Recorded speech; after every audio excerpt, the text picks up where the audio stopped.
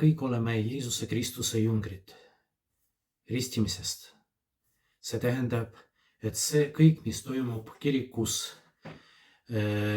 mis toimub ühiskonna vaimses elus, sõltub meist. Mitte ainult preestritest, mitte ainult piiskopitest, paavstist, aga meist. Jeesus Kristus ütles oma jüngritele: minge kuulutage evangeeliumi, rääkige Jumala riigist. Kuidas on sellega?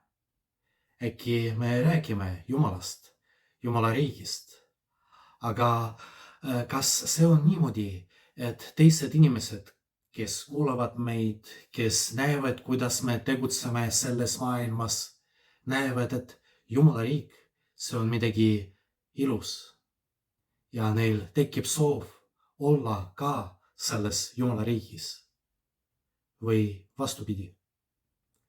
Keegi ei mäleta, kes ütles ükskord, kui meie kõrval elavad mitteusklikud inimesed, äkki võib-olla see tähendab, et meie oleme halvad kristlased.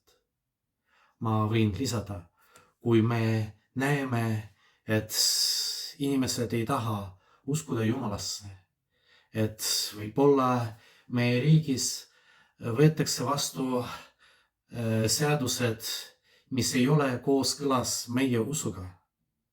Äkki see on sellepärast, et me ei ole head inimesed, et me ei suutnud näidata teistele inimestele, kes elavad meie kõrval, mis on tõeline kristlus.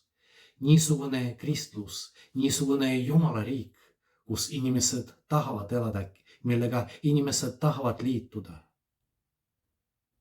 Kuidas me võime näidata, et kristlus, Jumal, see ei ole ainult käsud, mis keelavad, tänu millele me ei saa olla õnnelikud, aga vastupidi. Äkki me peame rohkem palvetama ja palvetama mitte selle eest, et teised mittekristlased pöörduksid Jumala poole, aga meie ise pöörduksime Jumala poole.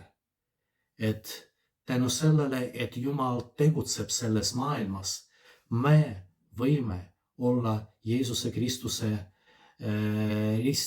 ristad selles maailmas, et me võime tänu sellele näidata inimestele, mis on tõeline Jumal, kes on tõeline Jumal ja mis on tõeline Jumala riik.